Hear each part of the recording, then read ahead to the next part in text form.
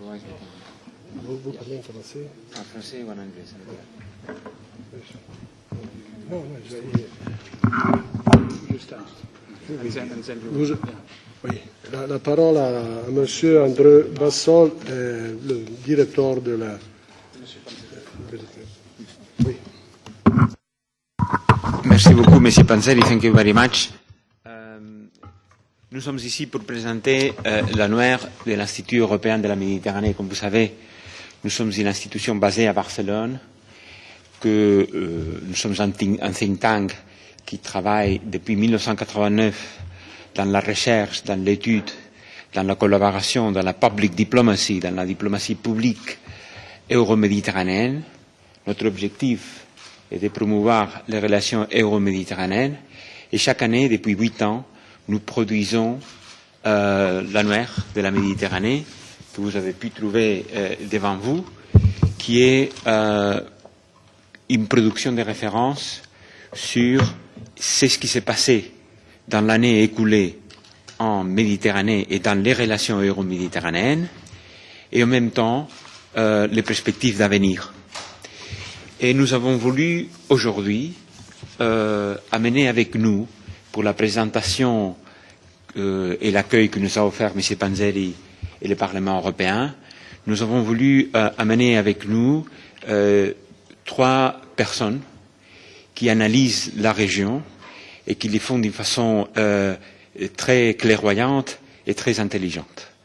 Et il s'agit de Rabab El Mahdi, Assistant Professor of Political Science at the American University in Cairo, Nadia Lamlili, journaliste marocaine très active dans les mouvements de la société civile marocaine, et Rosa Balfour, qui est basée ici à Bruxelles et que peut-être vous connaissez mieux que moi, et qui est Head of Europe in the World Programme of the European Policy Center. I would like to mention a couple of things. First of all, that we are convinced that the Mediterranean is going through its most historical moment since more than 60 years. That is more necessary than ever to analyze the situation in the region, and that in this very historical moment, Europe has to respond decisively to tackle with these historical changes taking place in the Mediterranean. And this is the reason why this yearbook, this 2012 yearbook, we believe is so timely and so important. It is timely because 2011 has been an eventful year for the region, and is timely and important because more than 60 authors analyze the regional situation, look into the main tracks of possible future development in the region, and try to understand what has to be done from Europe to develop Euro-Mediterranean relations and to respond appropriately to the tectonic changes that have been taking place in the region since 2011. And with any further delay, because we are very pressed by the time, I pass the floor to Mr. Panzeri and to the rest of the speakers. La parole à Madame Lamlili. Merci beaucoup. Je suis contente d'être présente avec vous pour la présentation de l'annuaire de l'IEMed, et je suis aussi contente que vous avez fait appel à 2 femmes du monde arabe pour parler de cette région, qui est en soi un message très important pour le dossier de la femme dans un monde arabe qui connaît malheureusement des signaux de régression au niveau du dossier de la femme. Je parlerai donc du printemps arabe parce que c'est l'actualité. Ce printemps-là a ramené dans son sillage des gouvernements islamistes, forces qui ont été combattues par les régimes soit les anciens régimes ou certains régimes qui sont toujours en place.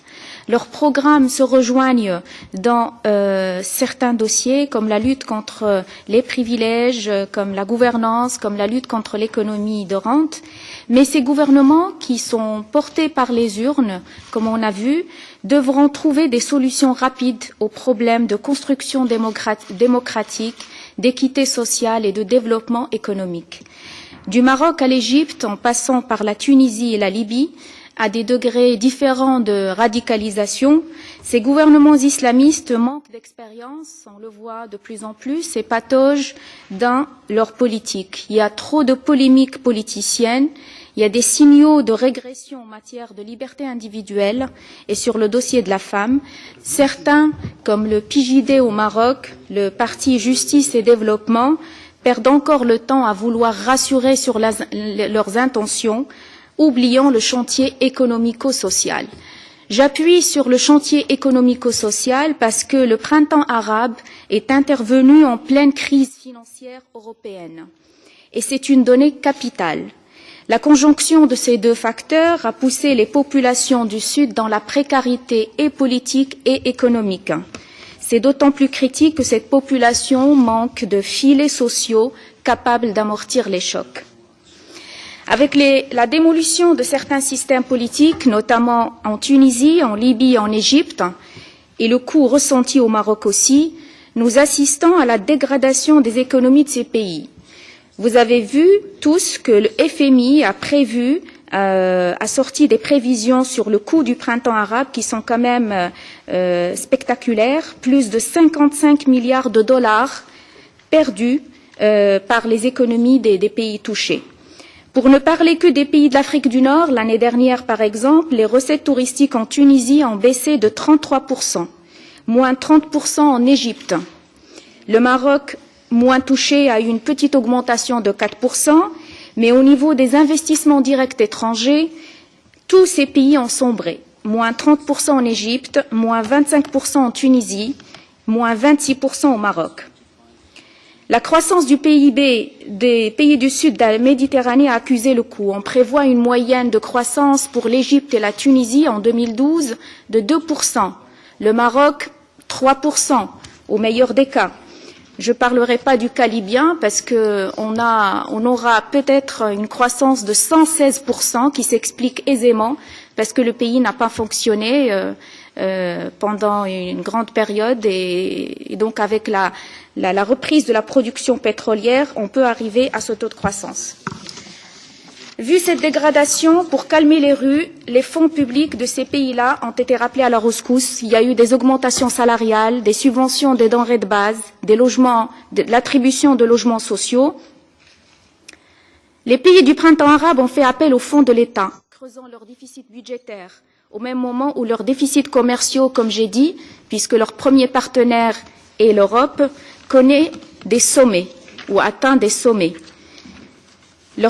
Et sans oublier aussi le renchérissement des matières premières et du pétrole.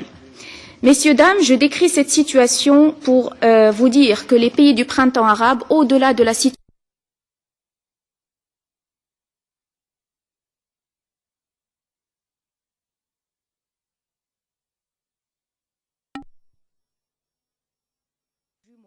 budgétaire et commerciale, couplée à une détérioration des réserves de devises, par peut-être l'Algérie, qui s'en sort tellement bien avec 193 milliards de dollars de devises qu'elle a décidé de prêter 5 milliards de dollars au FMI.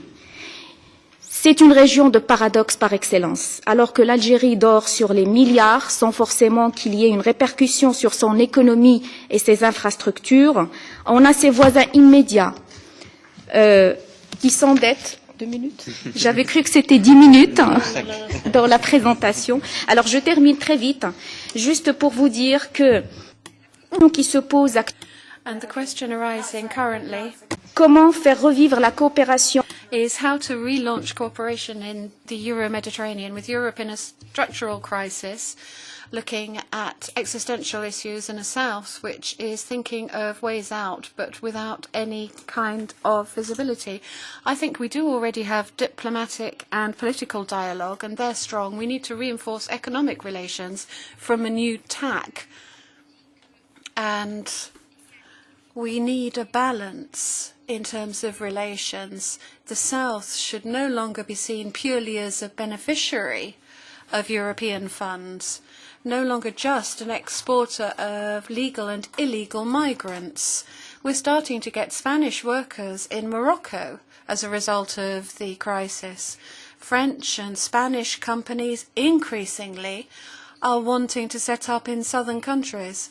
So the South is asking for a new vision which is going to be balanced, a new economic partnership, a win-win scenario, all the more so as the South is the door to Africa and Europe's future lies with Africa. So European companies can go to northern African countries together to conquer Africa, because there are already Moroccan companies, for example, who have moved into this area.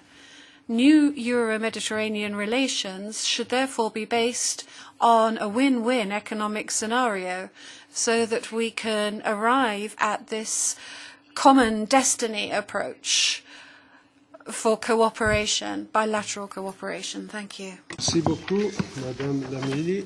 La parole Thank you. Madame El Mahdi. Mrs. El Mahdi has the floor. I'd like to thank you all for being here, and to thank the European Institute of the Mediterranean for inviting me. I'm speaking in my capacity as a political science professor and an activist as well. And I think that the most pressing issue that most of the northern countries, Europe especially, is worried about is the rise of political Islam in the Arab world after the Arab Spring. And I think there has been a number of misconceptions and myths about the Arab Spring so far that need to be dissected. First and foremost, this is by every means a historical moment, in the sense that we are not expected to see those kinds of magnificent and drastic changes, at least for a generation. And accordingly, to try to account for the cost of the Arab Spring only in economic terms, I think would be a mistake. A lot of problems having to do with security, having to do with the economic situation is definitely pressing the Arab world, but I think in terms of the historic changes that we are going through, in terms of the opening up of social and political spaces, this is a cost that we should be able to put up with. I think, as I said, the most pressing issue now has to do with the question, how come the Arab Spring that was put up by liberal youth has turned into what some people think of as an Arab winter dominated by Islamists? And I think there are a number of issues at hand. First and foremost, the idea of youth as one coherent group that's necessarily liberal has never been true. Youth is an age group, and accordingly, young people come from different classes of different political leanings and have different aspirations. And to think of them as one liberal bloc has been and continues to be a mistake. Accordingly, the rise of political Islam is completely natural in that context. The idea that the revolutions have been hijacked by the Islamists, I think, is very incorrect, in the sense that the most organized political groups that we have had before the Arab Spring have been the Islamists. And they continue to be the groups with not only with the highest level of organization, but with the highest level of electoral support. And if we are ready to put up with democracy, as much as European countries have been ready to put up with right-wing parties, I think we should be able to accept and put up with political Islamists. The second thing is political Islamists are not one and the same. You have a variation between countries and between different different groups. Accordingly, the idea that was promoted after 9/11 of the Islamists, the terrorist, anti-democratic taking over, I think is something that we should move away from. Finally, because I'm being pushed for time, I think that what we're seeing now in the Arab world is the beginning of a phase and an end of one. That is the rise of conservative political forces, specifically the political Islamists, I think is the beginning of an end for the hegemony of Islamists in the Arab world during the past 20 years. That is having come to the test in terms of being ruling powers. I think they need to answer so many questions that they are not ready to answer now. They don't have solutions for many problems that I'm sure that you guys know and the Yearbook have spoke about. Accordingly, I don't think that we should be, those of us who consider themselves liberal leftists or whatnot, should be worried about the Arab world at this stage. Thank you very much. Thank you. Madame Balfour. Thank you very much. I will be telegraphic.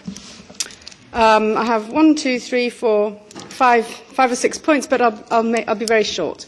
I think the first point is that we do need to realise that there is a huge mismatch between the historical changes in the region and the European Union response, which has been very much dominated by inward-looking attitudes, partly because of the crisis, and which has led to, in terms of external policies, to an approach which is very much based on what tools are available, what can be done, rather than what do we actually want to do. Now, the tools, in many ways, there are plenty of good ideas in this toolbox that the European Union has, but obviously, if it is not, shall we say, driven by some kind of vision of or sense of direction, those tools are not going to be particularly efficient. The second point in this regard is also the fact that to re-establish relations with some of these countries that have undergone fundamental change actually is extraordinarily time-consuming. So with Egypt, the task force is meeting this week, but this is many months after the EU-Tunisia task force met. So even just to get to the basic level of dialogue with some of these countries actually takes a lot of time. So not only do we have a tools-led approach, but we also struggle to deliver on those tools, not just because of problems in the bureaucratic machinery in Brussels and the member states, but also because of the changes in the region. There is no real new paradigm for managing relations between the two shores, and I think more than that, there actually is a new risk that we'll be falling back on old paradigms. When the Arab Spring broke out, many leaders from Europe were emphasizing the fact that the old paradigm was wrong. The idea that stability could be maintained at the expense of democracy, that was rejected as being intellectually wrong and practically not very efficient. But I think now we see a risk that we are actually falling back on those positions, and I think Algeria represents that case quite clearly. We are asking Algeria, we're also asking the African states to take care of security in Mali because of the challenge of security challenges there, which are evident. But by doing so, we are probably underplaying the democratic reform card in Algeria. I also think that both the EU and the US have had very much a wait-and-see attitude. I was talking to someone from the US State Department literally the other day, and he was asking me what the EU was doing, and I was saying, well, I think the EU is waiting for the US, and he was saying, well, I think the US is waiting for the EU. We're getting into a bit of a vicious circle. We were talking specifically about Syria, but there has been much reticence to take the leading role in the Middle East in particular, on part of the EU, but also on part of the US. Having said all this, I do think we have to recognise that there's no easy solution, there's no easy alternative. The challenges are formidable. The region is not only more diverse compared to 2 years ago, but it's also very much in a state of flux. We have, I think, our evaluation of the situation in the region can change from month to month. And of course, we still have very basic issues like the violence going on in Syria to deal with, in theory. And also we have new security challenges that were not really that evident in 2010, for example. So the challenges are truly formidable, and there's no clear solution. So I think one step is actually to work on our ideas, to work on the assumptions that have been governing relations between north and south of the Mediterranean. That's what this yearbook actually does. I mean, I think it's the only interdisciplinary work that there is on relations between the EU and North Africa and the Middle East. And I think we really need to work a bit harder, take a harder look at the concepts that have been governing relations. I made my modest contribution by looking at conditionality, but I think there are plenty of other assumptions. The role of women in Muslim societies, Orientalism. I mean, the history of relations between the two shores is loaded with a lot of prejudice, with a lot of deeply ingrained ideas, which have not been standing the test of time. We haven't been able to look at them in order to base future relations on a different standing. I will leave it there. But yes, we've run out of time, so that's it. Thank you very much. Mi hanno detto che hanno messo l'interpretariato. It seems we do have interpretation now.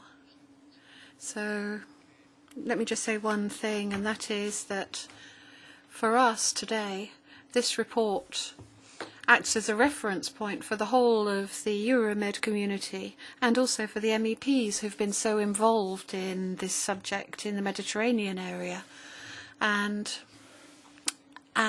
this is a piece of work that is going to be consulted, and I think it's of particular importance this year, considering the enormous changes in the Mediterranean that are still underway.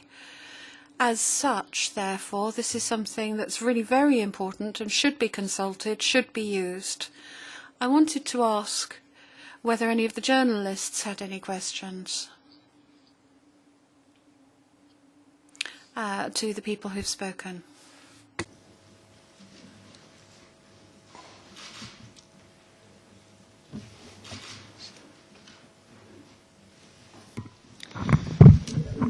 I'm Nordin Fridi, the correspondent of the Arab television Al Arabiya. I'm surprised that all of the experts didn't say a single word on the situation in Syria. I imagine this is deliberate because the situation is confused, but I mean, how, for example, Madame Balfour is looking to what's going on in Syria. Should she advise the European Union to support a kind of military intervention, or given the experience in Libya, she may advise them, or let's say the international community, not to do so, because what happened in Libya, and what is going on in the Sahel, is one of the consequences with NATO intervention in Libya. And I have, if you allow me, very, very short remark to address to Madame El Mahdi. I'm myself Tunisian, and I have been just coming back. Yes, the revolution is hijacked by the Islamists, but with election means. Now the problem is that what we are facing is a weak state.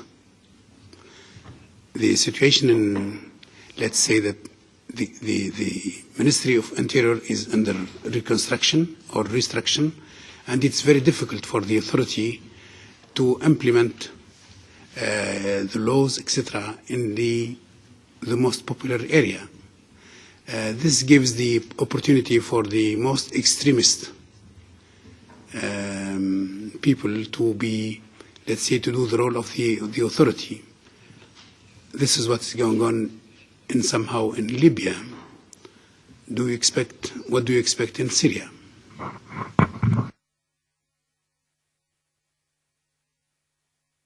Altri? Any other questions? Perfetto.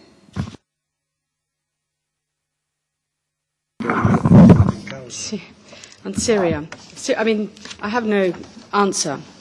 I think the two cases are very different, Libya and Syria, both from the strategic point of view, from the point of view of the other actors involved beyond Western, shall we say, coalition. And the humanitarian situation is also different, and even looking at Syria from the point of view of the responsibility to protect, the humanitarian implications of a military intervention are by no means clear, whereas in Libya, from that point of view, it was clearer. Looking back, I think there probably were plenty of moments when things could have been done differently, but that's not very useful for the victims today to think, well, maybe 6 months ago something else could have been done. It seems to me that there are fewer successful interventions than there are successful ones, historically speaking. But I do wonder whether the absence of leadership on part of the US and the EU and letting other actors transform the Syrian case in a proxy war or potentially a proxy war, I think that is something that could have been solved or could have been at least addressed more forcefully through political means and not necessarily military means. So I think the avenues have not all been explored, and the only hope is that there still is a space for politics. I mean, there is this new initiative now, so we'll see how this might develop. So I'm sorry, I'm not being able to answer this, but on war and peace issues, I find myself, I feel very humble, shall we say, on these issues. Very quickly, I don't understand how can we, if the elections are free and fair, and hopefully they're going to be regular, I do not believe in forces hijacking anything through the electoral process. I mean, we might not like the outcome, but that doesn't mean that it has been hijacked. Accordingly, this is a position that unfortunately some of the liberals in the Arab world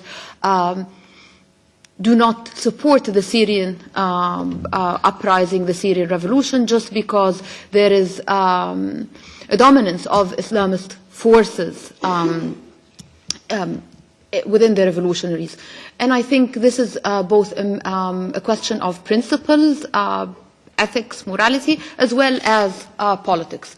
As I said, we've been through a phase of 20 years where the real forces on the ground have been the Islamists. And one of the very few ways to get out of this phase is to actually give them the responsibility to rule. Give them the chance to prove themselves not capable, because I don't think that they are. Thank you. Bene. Allora, Excellent. I think I can only say this before passing the floor to the Director for a closing word. On Syria, I don't think the right path is that of military intervention at all. We do need to explore the conditions for perhaps changing people's positions, which are changing, China in particular, for example.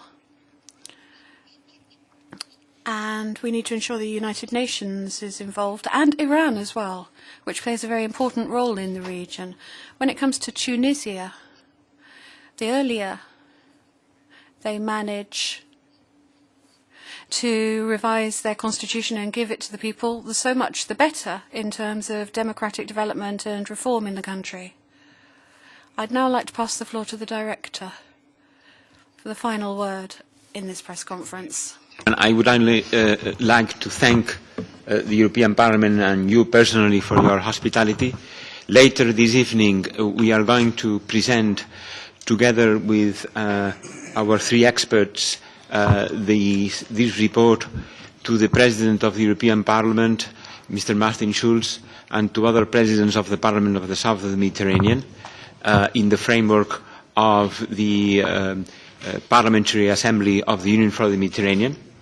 We are happy to have with us three women that express their views, their opinions, their points of views and their analysis on the regional situation, because women have been particularly important during the Arab Spring, and I believe it is something of justice to give them the possibility to give their views about what is happening in the region.